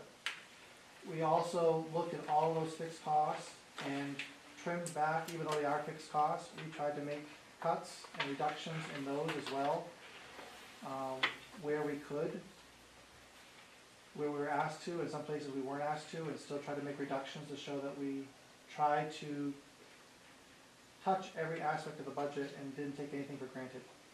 And that was really challenging. But these dollar amounts just give you a general sense of what goes into each of those lines. And those are just parts of the line. Those are the big cost centers and the big ideas that are going on. One of the things in the capital renewal too, last year we were able to increase it up to $250,000. This year the goal was to move it to $300,000. And then when we started making cuts, I made a proposal and the board agreed to bring it back down to $250,000. Not that we don't have a long list of projects that could be done, but felt like we had to try and find ways to show we were making some reductions and weren't asking for everything continuously, just going for top dollar. So we tried to do our part as well and making sure that the ask was as reasonable, as encompassing as we could. Are there any questions on the break? Can I ask if, is there a cost savings going, if we were to go transportation-wise completely to the private ride source? Or is it more? Right now, because last year's budget, we had a transportation director, mechanic, other pieces in there that we didn't use and were able to put into the contracted services. The increase is pretty minimal going forward. Also still trying to gauge, depending on how many drivers we have and how many routes we have to outsource above and beyond what we currently do. That affects if we're paying for the bus or if they are, because they are leasing our buses now. We currently have 3 long-term leases and 2 short-term leases. So there's some revenue coming for that. They are leasing space at the bus garage. They have revenue coming for that. If we continue to expand that, we offset what we pay for a driver and bus mix versus what we're paying out. And so there's a little bit. We have projected and looked at year 3, which would be another year out from this. And if they are able to take over the whole thing and we've finished the contract we have with our drivers, the projection is that it'll actually be a savings, it'll be less, because they're taking things in bulk, that they can do more with what they're doing now. And so that's what we're working towards over time. And would the drivers be able to possibly get jobs with RideSource? So the drivers, we would give not only jobs with RideSource, but they would keep them in the same routes they're working in. Because they understand that it's what's in best interest for our kids. They know our kids, they know the routes. And so it'd just be a different source who's paying them. I can follow. I think Mark's done a very good job kind of mastering or grasping the overall transportation challenges.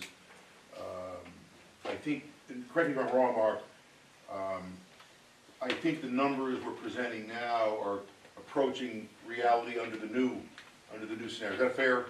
So because of what he's been doing, finding out, and et cetera, and different arrangements are being made almost dynamically. And I think he's held on to it, and so we're getting good numbers now. So we're moving towards whatever the cost of transportation is in the future. We're getting there now. Only half the kids ride the bus. True, bus is true. About half. National average is 48%. I read that somewhere. When we did our survey this fall, It doesn't matter in a I way. think we were above that. We were in the upper 50%, but it fluctuates. Yep. But yes, if we continue to go in the direction we are, which is the plan to go to full privatization, our numbers will not fluctuate much. It's actually going to get cheaper because they'll have full control over everything. You've done a good job on it. Thank you. I've learned more about transportation than I ever wanted to. You need to know that. So, the next sheet you have in your packet is the revenue stream, which just shows the major revenue areas between last year's budget and this year's budget, and just shows the breakdown of how the increase comes about. these are the big numbers, there are some other miscellaneous ones along the way, but these are kind of the bulk of the specifics of the breakdown of how this comes to be.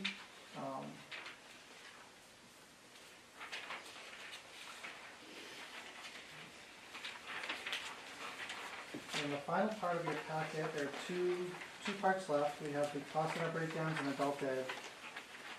This packet now with the cost center breakdowns is each cost center that will be going to the voters when we have our public hearing on May 28th, that Wednesday in the auditorium, when they have to go through and approve each cost center and cost center amount. This is just a little bit of a summary page of some of the big changes. In parentheses are your reductions. Non-parentheses are your increases. So you can just sort of see when we talk through what actually entails each of these cost centers. Cost center 1 is our biggest one. That's what we pay to instruct students. The salary and benefits. Now, if you will notice, the salary and benefits for next year increase is more than the overall increase to the entire cost center. That's because we found reductions in other areas to offset things. We have an increase this year in instructional supplies. We had a proposal from the administrators, and the committee agreed that we're going to try something different and not send home school supply lists. And we are going to do our best to supply school supplies for all of our students. So we take away the whole socioeconomic barrier for some families and order things in bulk. And that way the materials stay in the classroom. And that way kids and families don't have to worry about having the right equipment or the right supplies or having enough of it, that we will have that taken care of. That's a shift, a change. It actually follows a model that's been going on at Woodstock for a few years, sponsored by their PTA. And so that was something that we wanted to try and expand through all of our K-8 options in schooling. Instructional books, there's a little bit increase. That is just shifting to our new reading and math programs. It involves disposables and materials that are required and needed at both Woodstock and Crescent Park. So that's just an increase. The instructional supplies at the middle school is the same thing, offering supplies to our middle school kids. Now, we will still ask that kids have to get their own water bottle. And at the middle school, they might have to get a binder or two. But the general school supplies will be covered. You don't have to worry about the specialty items. And the goal is, over a few years, teachers will build a library of supplies up. And so that it will not be the same amount each year going forward. So the bulk ordering will happen. 4-H learning experience, we are working with 4-H to have a reduction at 4-H. We're not changing or eliminating the program. We're looking for savings and to try and make that program as sustainable as possible. So that will actually see the kids coming back here to this building for certain stretches of time when it's appropriate. So we're saving on driving time and just the rental of the facilities down there that we use. And that way when they are down there, they are truly accessing the resources and the facilities as needed. Kind of follows the model around Winter Carnival Week when they're here for the whole week. And so they will still be doing their own programming, having their own schedule, but there'll be certain weeks at a time when they will not be going down to the barn and the learning area down there. They'll be just doing their work here. The secondary learning alternatives comes from a reduction in our Edmentum online course line. We have built up a reserve of courses and availability to our students and still have enough in there. So bringing that down to a more retrospective or reflective level of what you're actually spending and needing versus having too much cushion in there. A reduction in some of the additional field trips that we added in last year as an experiment. They weren't used regularly yet, so we reduced them. We did not cut them, but just reduced them down until we find a need. So that covers cost center 1, that also covers your programs like JMG, North Star, your substitute teachers. All those pieces are included in there, also the funding that you put in for the Boston trip for the 5th graders. All those things come in cost center 1. So it really is the big bulk of our overall budget. Cost center 2, special ed, this is really focused on the 7 new positions that were asked for based on our student numbers and IEP needs. Some of that comes in case managers, where we have more than 2, we have at least 3 case managers now who are pushing busting the legal limit and having more than 40 is the number, right, Jeannie? That they, Yeah, the legal caseload limit is 35 students. okay, But we have special ed classrooms with 12 students in them. right. And so it really kind of works against the idea of targeting needs and helping kids who are behind by putting them in classes that are equivalent to our regular classrooms. It really does not allow them to make gains.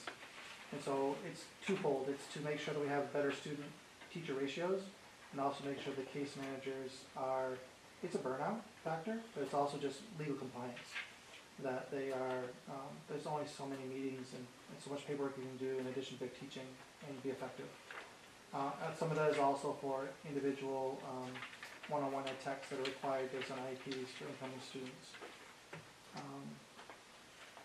Some of the services you see too are contracted services with speech, like psychologists, behavior services, PT, OT. Those rates are going up. It's hard to find services in our area. We are lucky to have very good service providers, and there's a shift in some of those, so that hourly rate, it's just something that Jeannie tries to offset. She also looks at, when possible, are there online options, are there other alternative options that can be done, but it's also trying to make sure we have enough services to meet requirements and get assessing done and get everything done in the IP window of 45 days to make sure it's done in time. And that's a challenge, and she has taken on more than her share this year, and it's really above and beyond what she should be doing. And so it's really trying to put the people in place that she can then go back to managing them versus actually doing their job with them or for them. And so that's an important piece of that aspect. Cost center 3, you can see that it looked like a big number on the first page when it was 18%, but it's $11,000 is our increase in Region 9. It is a big number, but when you're talking millions of dollars, $11,000 is pretty good for the number of our kids who are going to Region 9 and accessing the programs and what they're getting in Region 9. Cost center 4, that is your co-curricular athletics. It's up just under $25,000. Part of that comes from newly negotiated, had the budget for it, but Schedule B positions for our coaches and advisors, which had not been increased in the past few years at a level that we even keep up with COLA. It also accounts for increase in dues for conferences, but it's more for the officials' fees, which keep going up. We pay more for the hourly rate for the officials and the mileage reimbursement, and that comes back to the district. So the other piece is the private transportation, trying to account for when RideSource is taking sports trips versus our district drivers, and trying to make sure that we have enough in there to cover for those pieces. Cost center 5 is student support, so that's guidance department, social work, nursing, and technology, which to me is an interesting combination, but that's the way it works. Salary and benefits, part of that, as you'll see, one of the increased positions that we had was social work. Currently, we had a partial position which covered Woodstock. This year, we went for many months with nobody in that role. We found out in late July that the contracted service we were working with did not fill that position. So we started the school year with nobody. We eventually did get somebody, and so the idea was to try and find a way to, the need was there to expand, but part of that expansion was to additionally cover some special ed needs and IEP needs. because those were previously contracted services, now they're shifting into straight district positions. That's why there's a shift in that line. District commuter materials is reduction. Using current money that we have and carry over in the technology department and the Russ grant, we were budgeting for all of our refresh for the laptop, iPad changeover. Using those other resources, I was able to cut almost $67,000 out of that line for next year and buy things ahead and use the grant. And hopefully the grant gets unfrozen, the Russ grant. We could change our refresh plans a little bit, but that's we'd have a savings and still allow us to meet the goals we're trying to do. So we're not losing any of our technology. It's just shifting which year it's coming out of and who's paying for it. And then we had to curriculum for summer school supplies. Up until now, we've used ESSER and federal monies to cover summer school, and that money's ended. So now summer school has to be covered locally, and so that's why it looks like an addition. It's just now coming under the district bubble versus federal. System administration central office is up $5,200. That covers those just work at central office. The reduction there is the retirement obligation that we put in last year for one of our office workers who has a contract where they have a special retirement buyout. That person has decided to stay on for another year, and so we're going to take the money this year and set it aside so we don't have to keep putting it in the budget each year. So it'll be there to be able to pay out. And then we increased for the board another $5,000 to allow people to access workshops, conferences, Drummond and Woodson information so that more people have access if they'd like to go to these offerings.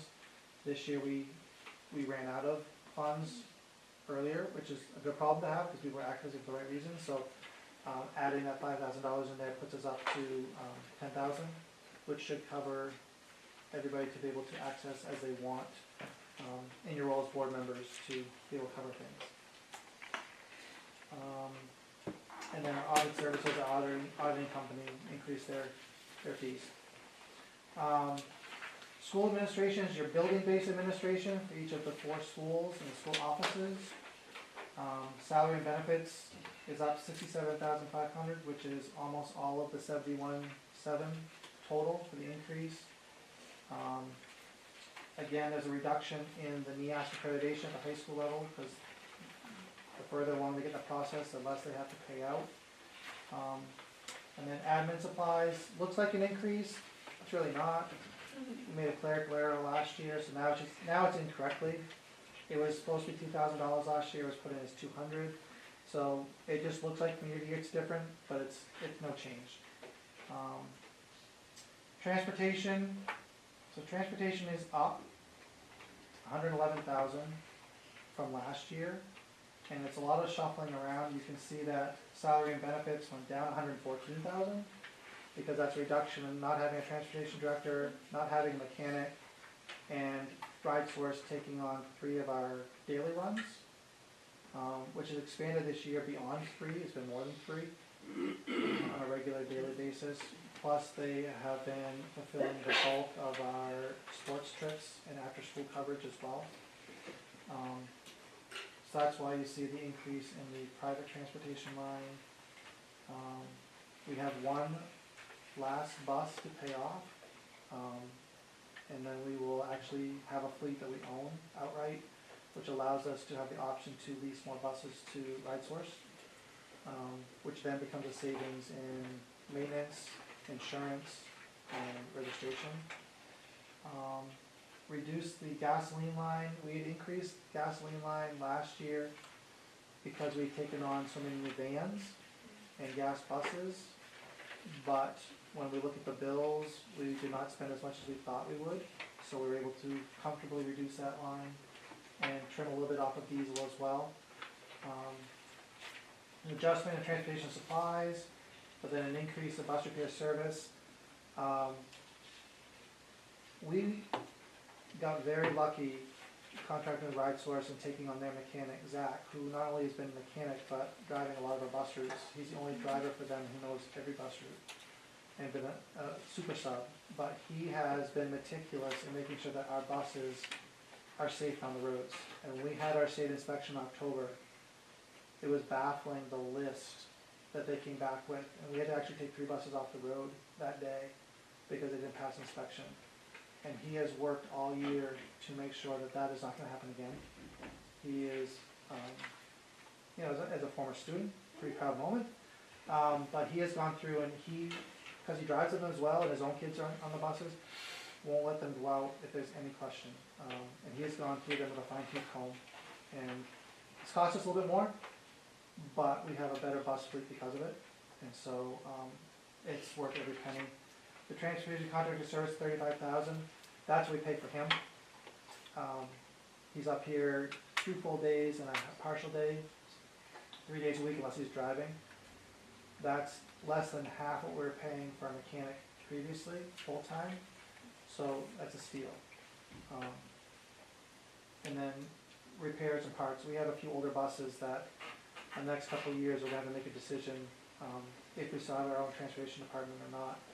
A couple more buses are going to be coming off the road and going up for sale because they're getting to be in the range of 160 to 180. One's going to be pushing 200,000 miles. And it's becoming a rust issue, but it's also just a maintenance issue on the buses. Buildings and grounds, cost center 9 is up. Part of this is the first time that we've had a designated full-time buildings and grounds supervisor.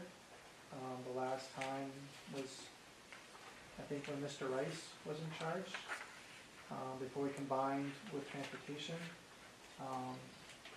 So Arlene, the first time, a few months ago, finally got to step into the role after playing in this role for 2 years and also being in charge of this building and custodial.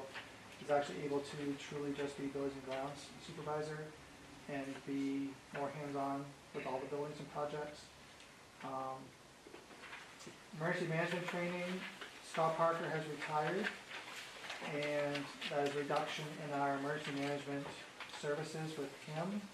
And Mrs. Moore is going to help me take on some of those duties this next year, along with the county, who offers their services for free. So we're going to tap into Oxford County Emergency Management with our plan and work, and then continue our partnership with Sunday River for our reunification sites. The other big part of all of this, Arlene went through and she started her budget process in August, I think, for this next year. Found a lot of things that didn't have a label or a home, but we were paying out. We're paying a lot of dues and fees, a lot of maintenance contracts, a lot of different little miscellaneous things that added up and were not accounted for in all the buildings, but yet we were still paying. So you'll see these as a lot of increases in here, but it's really just making sure that they were accounted for and accounted for correctly. And so it was happening already, it just didn't have a home. Along with our general utilities have all gone up. As everyone else's have. So that's the biggest thing. And then, as you can see, I alluded to the buildings and grounds, service repair. There are a lot of projects we're working on, a lot of contracted services with companies that come in with the systems we already have in place. Everything from our Honeywell contracts to our water, monthly water testing at Woodstock to make sure that the water down there at least is not doing what it did back in October and go brown. Make sure the chemicals are in place. And then we're also watching our boilers. We have 3 boilers that are pushing 30 years plus of service, which is probably 10 years beyond what they normally tell us they're going to be working. So we're watching that carefully to make sure we're staying ahead of maintenance on those before we have something go down. And then debt service, you'll see a big reduction. The track. It's finally paid off. And now it's time to replace it. We have 5 years to replace the track before it's completely gonna fall apart, or so they tell us. So we're gonna see how that plays out. Those are your 9 cost centers. Those are the cost centers that the community will be voting on in May at the public hearing, and then we'll see on their ballot referendum when they go to the polls in June. Are there any questions? I know it's a lot. Stop. The ultimate ballot question or questions presented, we'll be able to merge it into one up and down vote. At the public hearing in May, yes. That can be done with an action on the floor. Okay. I think that's the best way to go. I made a motion, I guess, last year. It's over the past 2 years, I think. It's what's Whatever, you know, allowed. it sort of Yeah. seems to make sense. It's really up or down. And if it's down, we'll figure it out. Yes, it makes it much easier evening. All of the slideshow information and data will be put up on the websites 2 weeks prior to that meeting in May, so the community has access to look at it. And the flyers will be going out in the mail for everyone to, the big newspaper flyers to have and go through the breakdowns as well. So I'll have all the information. Hopefully people will come. If they have questions, they can ask at any point in time. Real quickly to wrap this up, so I can stop talking. Adult ed budget. The adult ed budget this year came in at $167,573, which is up just $5,500 from last year. This is the first time in 5 years that we have seen the number have to go into the budget flyer and the actual budget lines because we don't have the offset. You can see that we lost $12,000 in state subsidy and shares because we have not been putting in money. That number's gone down each year, and now we're at zero. We have to work our way back by showing that we have put money in. We did take $20,000 out of the carryover that is there, which is $122,000 less than they have used in the past. There's still $34,000 from the carryover going forward. I'm not trying to drain that completely, so there is a little bit of a cushion just in case. The only major increase to the adult ed budget is an expansion of one of the clerks to add hours on for coverage. Julie has, and her team have added on a lot of programming in evenings, 5 nights a week. At any time, there's hundreds of people here in the evenings for classes. And so for them, it's coverage because they are present in the evenings when classes are taking place here. So they need daytime coverage in the office from the office, but also in the evenings so that they have somebody from the adult ed office here to man the phones, the doors, and just be present in the building in case something is to happen. So we are putting through the $147,500 to the local communities because pre-COVID, that's what happened. It's just getting back to that practice again, and we haven't had to, but we're at the point now where the state says you have to do this, or it could affect us being able to offer adult ed programming here. And so that is not the goal. Are there any questions about adult ed? And we are advertising and looking for replacements before Julie leaves. But she has been generous enough to say that she would help in the transition, and she'd be a phone a friend if you need, once she's retired off the camp. So, that concludes the superintendent's report this evening. Next month will be much shorter. Thank you, Mark.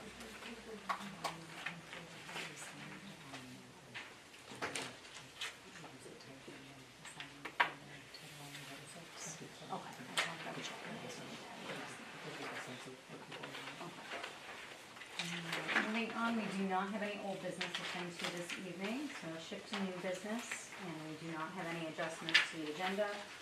Moving on to number 2, to see what action the board wishes to take regarding the approval of the FY26 MSAB 44 general fund budget as presented this evening, and the finance committee will have a recommendation.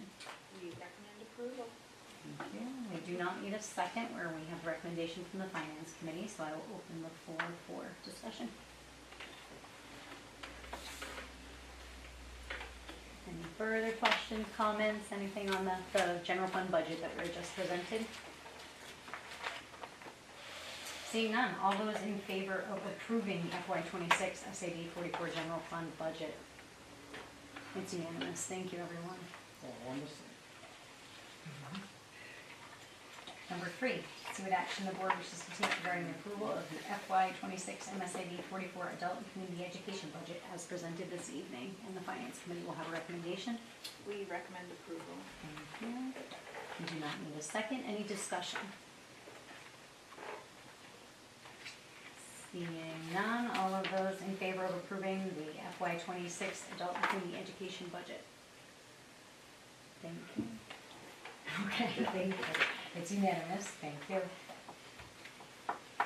Number 4, to see what action the board wishes to take in approving an adjustment to the previously approved school calendar for the 2025-2026 school year. Do I have a motion? Make motion. Thank you, Destiny. And a second? I'll second. Thank you, David. Discussion. Just remind me what was changed. Sure. It was a reduction of one workshop day. This is part of the contract negotiations, which have not been ratified and finalized now, but just looking to adjust the calendar now, we can always adjust again. Reduction from 8 workshop days to 7. And the workshop day that was agreed upon, we have a floating August workshop day, which used to pay teachers to come in and prep their classrooms a day in August. That was the day that we traded out to not exist anymore. So it keeps the 7 workshop days intact where they actually are in person and working. Okay, thanks. Sure. We reduced our snow days. I mean, I know that's not actually part of this calendar, but The snow days actually are already reduced to 3 traditional snow days before we go remote, only because the way that the Christmas holiday falls, that 2 weeks of Christmas, we would have wrapped around the student days, if we used all 5, would have had them come around to Tuesday, and selfishly trying to end on a Friday, and use it that way. so it's not something we're looking to do going forward, it's just so It really happens just, that it's it's the just way it the fell. calendar fell. I like having the traditional snow days, not gonna lie. They're better than remote. But there's also a point of trying to not go into the Juneteenth holiday with workshop days and staffing, and just trying to be mindful that June is, late June are not productive days. And so, just trying to keep all that in mind. So it is the way that the calendar fell this year. Any other questions or comments? Seeing none, all those in favor of approving the adjustment to the school calendar for the 2025-26 school year? Thank you, it's unanimous. Number 5, to see what action the board wishes to take regarding the second and final reading of policy JL, wellness policy. And the policy group will have recommendation. Policy committee recommends approval. Thank you. We do not need a second. Any discussion? Seeing none, all those in favor of approving the second and final reading of policy JL, wellness policy?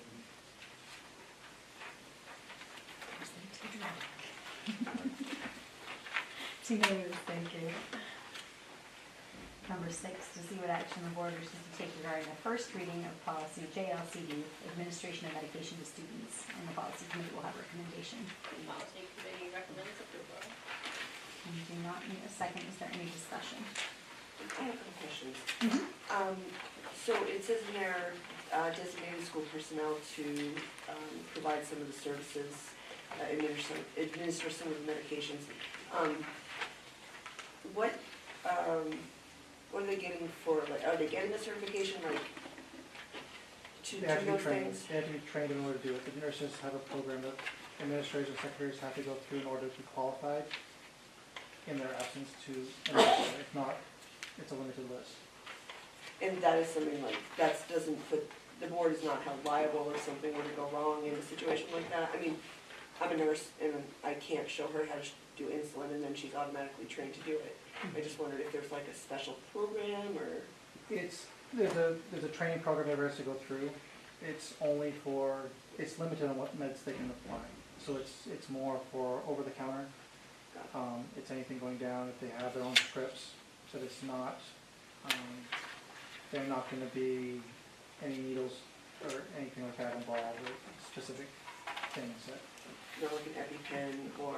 They're all trained with EpiPens. Okay. That has to be for field trips, and different activities, but that's an annual thing that everyone has to go through. Okay. And this was a new policy that both, for all of our nurses nurses and our 2 district nurses and Health Aid all went through and provided feedback from, had training on, and then brought it to the committee. So it vetted through So them the first. training, the nurses do regular training, like they have a competency They that do. they're required to do in order to. Yep, yep. And then it mentioned something about standing orders from a healthcare provider. Who was the healthcare provider? The health center, Bethel Health Center. We have a contract with them to be the liaison. Any other questions or comments? Seeing none, all of those in favor of approving the first reading of policy JLCD administration of medication to students? Thank you, it's unanimous. Number 7, receive an action the board wishes to take regarding the first reading of policy IJMGB, student technology and internet use and internet safety. And the policy committee will have a recommendation. Policy committee recommends approval. Thank you. Discussion.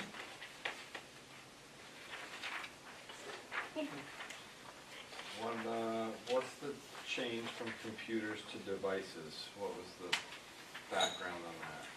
Because we're going to be switching towards iPads, but we're also to include like Apple Watches, earpods, cell phones, just to be all encompassing.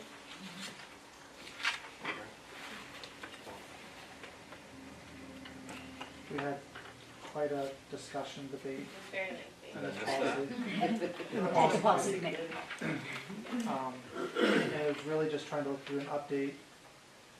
When it said, it was very strictly just laptops, and as we're in the process, the next 2 years completely phasing out student laptops and going to all iPads, it made sense to align that, looking at just our current practices versus the policy and different things that came along, and there's also concerns in there around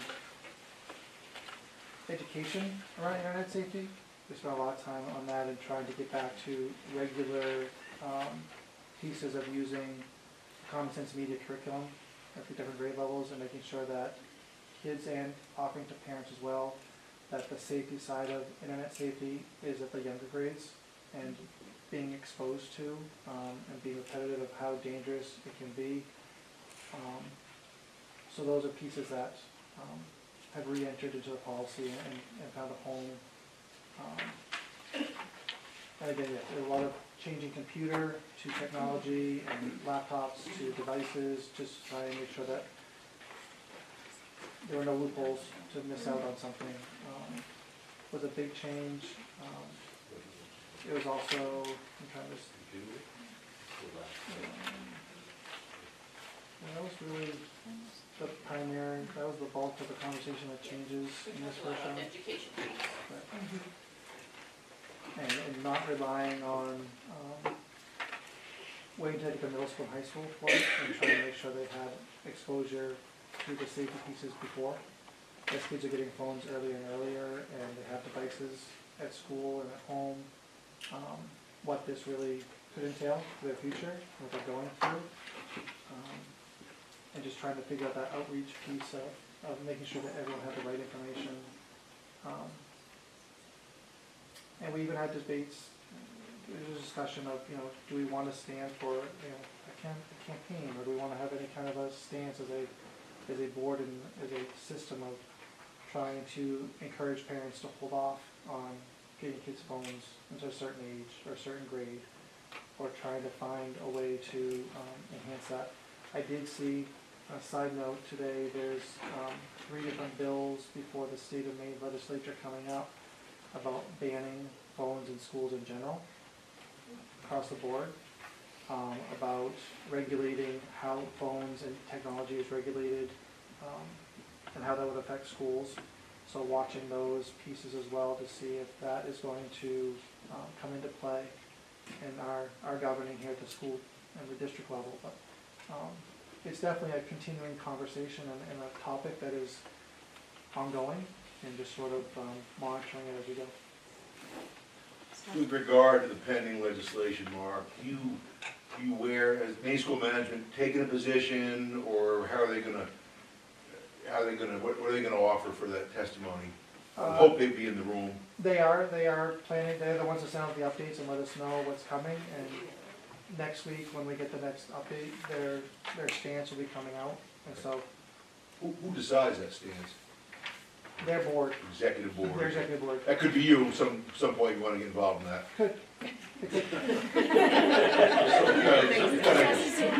After he does the bus runs. After he does the bus runs. Right, well, I'm all about, well-rounded, he's our star. But, so that's a big piece of it, and trying to figure out, right now, the initial outlay is that they're in favor of it, they're just trying to make sure the execution and what the details of, that's what they're waiting to see, what they're gonna be, what this will ask schools, and how much policing this becomes, and what it looks like. So, waiting to see. Thank you. Any other questions or comments? Seeing none, all those in favor of approving the first reading of policy IJNDB, student technology and internet use and internet safety. Thank you. Unanimous. Number 8, to see what action the board wishes to take regarding entering into an executive session to discuss current TEA negotiations pursuant to section 1, MRSA 4056A. Do I have a motion? So moved. Second. Thank you, David, thank you, Scott. Any discussion? All those in favor of entering into an executive session to discuss TEA negotiations? Thank you, it's unanimous. We'll take a very brief recess. You guys are like the auctioneers right there.